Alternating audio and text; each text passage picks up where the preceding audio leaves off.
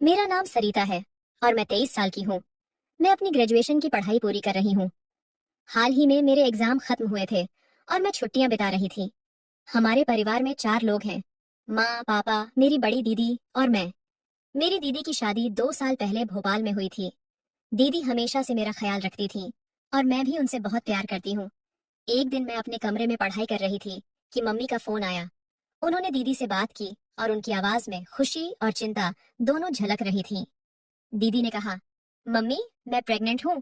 इस समय मुझे काम करने में थोड़ी दिक्कत हो रही है।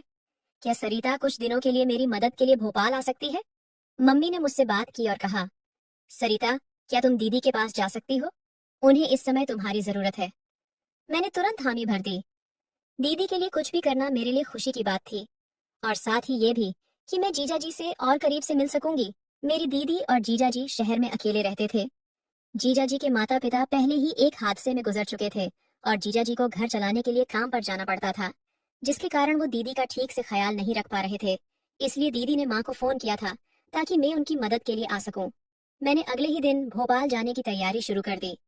मैं दीदी और जीजा जी से मिलने को बहुत एक्साइटेड थी, क्योंकि मैं शादी के बाद से दीदी से नहीं मिल पाई थी। मैंने अपनी बैग में दीदी के लिए कुछ चीजें रखी और ट्रेन से भोपाल के लिए रवाना हो गई। वहां पहुंचते ही मैंने देखा कि जीजा जी मुझे लेने आए थे। उनकी उपस्थिति ने मेरे दिल में एक अजीब सी हलचल मचा दी। जीजा जी बेहद हैंडसम थे और जैसे ही मैंने उन्हें देखा, मेरी आंखें उनकी तरफ के कहीं, उनका आत्मविश्वास, उनका व्यक्तित्व, सब कुछ मुझे बेहद आकर्षित कर रहा था। वह मुस्कुराते हुए मेरे पास आए। सरिता, कैसी हो? उन्होंने कहा और उनका गहरा स्वर मेरे दिल में इको करने लगा। मैं ठीक हूँ जीजा जी, मैंने जवाब दिया। थोड़ा शर्माते हुए जीजा जी ने मेरी बैग उठाई और मुझे अपनी बाइक तक ले गए। जब हम बाइक पर बैठे तो जीजा जी ने कहा, तुम्हारी दीदी बहुत खुश होंगी कि तुम यहाँ आई हो। मैंने कहा, हाँ, मैं भी दीदी और आपका साथ देना चाहती हूँ। जैसे ही उन्होंने बाइक स्टार्ट की, मैंने महसूस किया कि हवा के साथ एक नई ताजगी आ गई है। बाइक तेजी से चल रही थी और जीजा जी मेरे पास होने के कारण मुझे एक अनोखा एहसास हो रहा था। क्या तुम भोपाल पहली बार आई हो? उन्होंने पूछा। नहीं, मैंने पहले भी यहाँ आने का सोचा था, मैंने उत्तर दिया। लेकिन अब जब मैं यहाँ हूँ तो सब कुछ और भी रोमांचक लग रहा है। जीजा जी ने बताया कि किस तरह से दीदी ने शादी के बाद उनकी जिंदगी में सब कुछ बदल दिया है। वह बहुत खुश दिखे और उन्होंने कहा, तुम्हारी दीदी ने मुझे हमेशा सपोर्ट किया है और अब जब वह प्रेग्नेंट है तो मैं उनकी देखभाल करना चाहता हूँ। मुझे जीजा जी की बातें सुनकर अच्छा लग रहा था। उनके प्रति मेरे मन में एक खास रिस्पेक्ट और प्यार बढ़ रहा था। जब हम घर पहुंचे तो बाइक की आवाज सुनकर दीदी तुरंत बाहर आई और दरवाजा खुला। और सरिता, तुम आ गई, वह खुशी से बोली और दीदी ने मुझे गले लगा लिया और कहा, सरिता, तुम्हारे आने से मुझे बहुत राहत मिली है। मैंने मुस्कुराते हुए जवाब दिया, दीदी, इसमें कोई बड़ी बात नहीं, मैं हमेशा आपके लिए हूँ। मेरे भोपाल पहुंचने के बाद परिवार में खुशियों का माहौल था। दीदी ने मुझे अपने पास बिठाकर बातें करनी शुरू की। सरिता, तुम यहाँ आने के लिए तैयार हो गई। ये सुनकर मुझे बहुत खुशी हुई। मैं मुस्कुराते हुए कहा, तुम्हारी मदद से मुझे बहुत राहत मिलेगी। मैंने कहा, दीदी, आप चिंता मत करो, मैं यहाँ सब संभाल लूंगी, बस आपको आराम करने की जरूरत है। दीदी ने फिर पूछा, तुम्हारी ट्रेन यात्रा कैसी रही? क्या तुम्हें कोई परेशानी हुई? मैंने कहा, नहीं दी थी, सब ठीक रहा। मैंने ट्रेन में किसी से बात नहीं की, बस बाहर की दुनिया देखती रही। दीदी ने हंसते हुए कहा, अरे, तुम तो बस अपनी सुंदरता में खोई रहती होगी। जब दीदी खाना बनाने के लिए रसोई में जाने लगी तो मैंने उन्हें रोका और कहा, दीदी, मैं आज से सब संभाल लूंगी, आप आराम करिए। फिर मैंने रसोई में जाकर सबके लिए खाना बनाने की तैयारी की। चावल, दाल और सब्जियां इस बार मैंने खुद बनाई।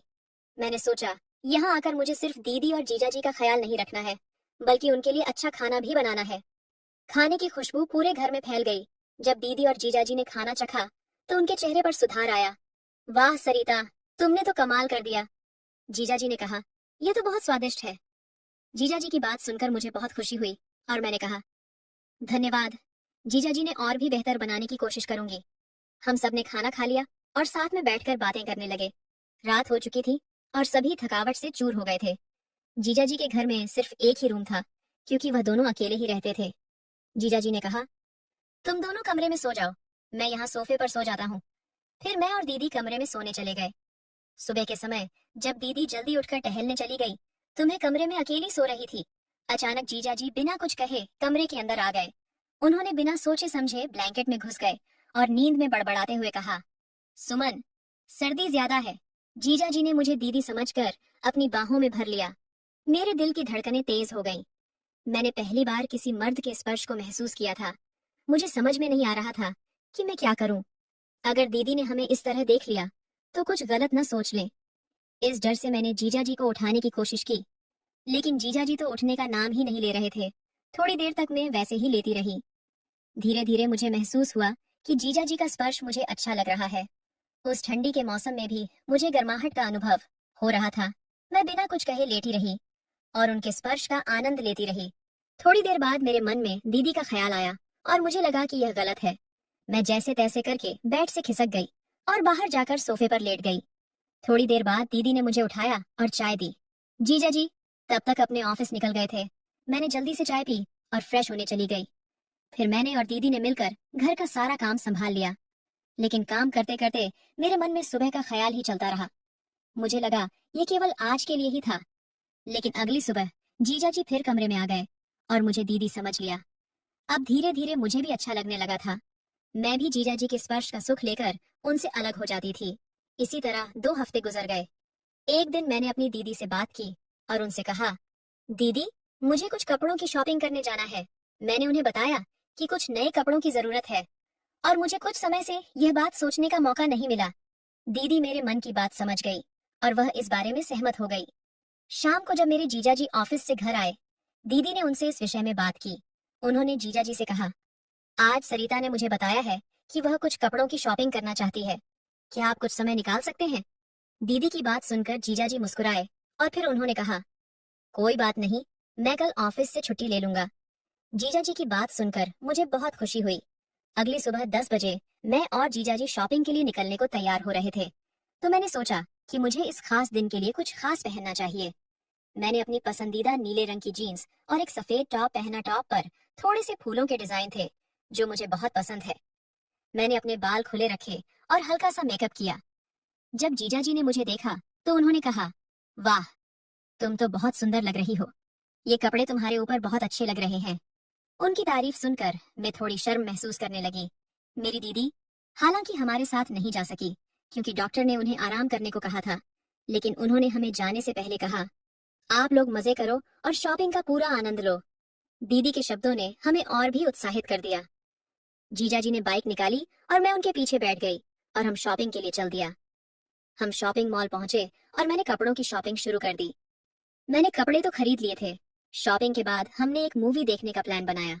हमने एक नई कॉमेडी मूवी का टिकट लिया। मूवी देखने के दौरान हमें बहुत हंसी आई और उसने हमारे मूड को और भी अच्छा कर दिया। उसके बाद हम मॉल में घूमने लगे और खाना खाने लगे। मॉल में खाने का मजा अलग ही था। जब हम वापस लौटने लगे तो जीजा जी अपनी बाइक चला रहे थे। रास्ते में ट्रैफिक बहुत थी। तभी अचानक से जीजा जी ने ब्रेक मारा। उस समय में उनकी पीठ से लग गई। मुझे थोड़ा अजीब लगा क्योंकि ऐसी स्थिति में मैं थोड़ी असहज महसूस कर रही थी। जीजा जी बार बार ब्रेक मारने लगे, जिससे मैं बार बार उनके करीब चली जाती। इस सब के चलते मेरे अंदर एक अलग सी भावना महसूस होने लगी। घंटों बाद हम घर आ गए। उस दिन की शॉपिंग मेरे लिए न केवल कपड़ों की खरीदारी का अनुभव था, बल्कि यह एक यादगार दिन बन गया जिसमें मैंने जीजा जी के साथ बिताया समय, मूवी, स्वादिष्ट खाना और एक दूसरे के साथ के पल का भरपूर एंजॉय लिया। यह दिन हमेशा मेरी यादों में रहेगा। इसी तरह 1 महीना बीत गया। अब दीदी का 9वां महीना चल रहा था, तो उनकी स्थिति ऐसी हो गई थी कि वह खुद से काफी चीजें नहीं कर पा रही थी। वह नहाने में असमर्थ थी, इसलिए मैंने फैसला किया कि मैं उन्हें नहलाने में मदद करूंगी। जब मैं दीदी को बाथरूम में नहला रही थी, मैंने उन्हें मदद की, लेकिन जब मैं बाथरूम से बाहर निकले तब अचानक से मेरा पैर स्लिप हो गया और मैं फर्श पर गिर गई। मुझे बहुत दर्द हुआ और मेरे मुंह से चीख निकल गई। दीदी ने जब यह देखा तो उन्होंने घबराते हुए जीजा जी को आवाज दी, जरा जल्दी आकर देखो, सरोता गिर गई है। उनकी आवाज में चिंता थी। जीजा जी तुरंत दौड़ कर आए। जब उन्होंने मुझे गिरा हुआ देखा तो बिना समय गंवाए तुरंत मुझे तुरंत अपनी गोद में उठाया। उनकी गोद में होना मुझे उस वक्त थोड़ी सी राहत दे रहा था, लेकिन साथ ही मुझे चोट लगने की भी चिंता थी। जीजा जी मुझे अपनी गोद में उठाकर मेरे कमरे में ले गए। दीदी उस समय बाथरूम में थी। मेरी कमर में बहुत जोर से चोट लगी थी, जिससे दर्द हो रहा था। जीजा जी ने मुझे संभालते हुए धीरे धीरे ले जाया था ताकि मैं ज्यादा असुविधा महसूस ना करो।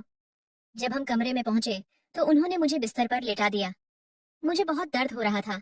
जब जीजाजी ने देखा कि मैं दर्द में हूँ तो उन्होंने तुरंत कहा, मैं सुमन को भेजता हूँ, वो तुम्हें दर्द की क्रीम लगा देगी। लेकिन दीदी अभी भी बाथरूम में थी और उस समय मुझे लगा कि इंतजार नहीं कर पाऊंगी। मैंने जीजाजी से कहा, जीजाजी दर्द बहुत है, आप ही थोड़ी सी क्रीम लगा दीजिए। उनकी आंखों में एक क्षण के लिए संकोच देखा गया, लेकिन उन्होंने मेरी मदद करने का मन बना लिया। उन्होंने क्रीम उठाई और मेरी कमर पर लगाना शुरू किया। जैसे ही उन्होंने मेरी कमर पर क्रीम लगाई, मुझे थोड़ा सा आराम मिला, लेकिन दर्द की तीव्रता अब भी बनी हुई थी। उस पल का एहसास एक अलग तरह का था। जीजाजी धीरे धीरे क्रीम लगा रहे थे। मुझे दर्द हो रहा था। इस वजह से मेरे मुंह से थोड़ी थोड़ी आवाजें निकल रही थी। अगर इस हालत में मुझे कोई देखता तो पक्का वह अपना होश खो देता। जीजाजी ने भी शायद अपना संयम तोड़ दिया था। उनकी आंखों में गहरी चिंता के साथ साथ कुछ और भी था। शायद वह भी स्थिति में असहज महसूस कर रहे थे। उनकी नजरें एक झिझक के साथ मेरी ओर देख रही थी, जैसे वह मुझसे कुछ कहना चाहते हो। उनकी आंखों में मेरे प्रति एक झलक थी जो शायद मेरे लिए भी असहजता उत्पन्न कर रही थी। वह मेरी ओर घूर रहे थे, मानो वह मुझे सिर्फ एक सहायता के रूप में न देखकर कुछ और ही, समझ रहे हो। इस स्थिति ने मुझे और भी असहज कर दिया। उस पल में मेरा दिल तेजी से धड़क रहा था। मुझे ये समझ नहीं आ रहा था कि इस स्थिति का सामना कैसे करूं। मुझे थोड़ी चिंता होने लगी कि क्या यह सब सही है या नहीं। उसके बावजूद मैं महसूस कर रही थी कि जीजाजी का स्पर्श मुझे एक अलग ही तरह का सुकून दे रहा था। अब मुझे भी ध्यान न रहा और मैंने जीजाजी को अपनी तरफ खींच लिया। इतने दिनों से मेरे अंदर जो तूफान चल रहा था, मैं उससे कम करने लगी और जीजाजी पर अपना प्यार बरसाने लगी। जीजाजी भी मेरा साथ दे रहे थे। मैं अपना सारा दर्द भूल सी गई थी। हमें एक दूसरे के करीब हुए थोड़ा ही समय हुआ था कि दीदी के कमरे की तरफ आने की आवाज सुनाई दी। हम दोनों जल्दी से अलग हुए। दीदी कमरे में आई और मेरा हाल पूछा। मैंने कहा, दीदी अब थोड़ा सा दर्द है। जीजाजी ने क्रीम लगा दी, जिससे थोड़ी राहत मिल रही है। फिर दीदी भी मेरी कमर की मालिश करने लगी। उस हाल में मैं सिर्फ जीजाजी को देखे जा रही थी और जीजाजी खड़े खड़े मुझे देख रहे थे। उस दिन के बाद से हम दोनों के बीच एक अलग संबंध बन गया। एक दिन दीदी को पड़ोस के घर जाना था तो मैं उन्हें उधर छोड़कर आई। उस दिन संडे था तो जीजाजी भी घर पर ही थे। दीदी ने कहा, जब मुझे आना होगा मैं तुझे फोन करके बुला लूंगी। मैंने दीदी को उनके काम के लिए पड़ोस में छोड़ा और घर वापस आकर सबसे पहले दरवाजा अच्छे से लॉक किया। फिर मैंने जीजाजी को आवाज दी, अरे जीजाजी आइए चाय पीते हैं। जीजाजी मुस्कुराते हुए बोले, सुमन तुमने दीदी को कहाँ छोड़ा? मैंने जवाब दिया, वो पड़ोस में मीटिंग के लिए गई हैं, शाम तक लौट आएंगी। फिर हम दोनों ने मिलकर चाय बनाई और हल्की फुल्की बातचीत करने लगे। ऐसे ही कुछ दिन अच्छे से बीते। जब दीदी आसपास नहीं होती तो मैं और जीजाजी घर के छोटे मोटे काम निपटा लेते थे। इसी दौरान दीदी की तबीयत कुछ खराब होने लगी तो जीजाजी ने उन्हें अस्पताल ले जाने का निर्णय लिया। कुछ दिनों के बाद हमें बड़ी खुशखबरी मिली। दीदी ने एक प्यारे से बच्चे को जन्म दिया। मैंने तुरंत घर पर सबको यह खुशखबरी सुनाई और सभी बहुत खुश हुए। धीरे धीरे दीदी की तबीयत भी बेहतर हो गई। कुछ महीनों के बाद जब दीदी पूरी तरह स्वस्थ हो गई तो मैंने उनके घर से विदा लेने का फैसला किया। मैंने दीदी और जीजाजी से विदाई ली। स्टेशन पर जीजाजी ने कहा, अपना ख्याल रखना सुमन। मैंने मुस्कुराते हुए अलविदा कहा और ट्रेन में सवार हो गई। अब दीदी और जीजाजी अपनी जिंदगी में खुश हैं और मैं भी अपनी जिंदगी को नए सपनों के साथ जीने की कोशिश कर रही हूँ। जो पल मैंने उनके साथ बिताए वो मेरी यादों का एक खूबसूरत हिस्सा बन गए। दोस्तों, आपको यह कहानी कैसी लगी कमेंट करके जरूर बताएं। वीडियो को लाइक, चैनल को सब्सक्राइब जरूर करें। धन्यवाद।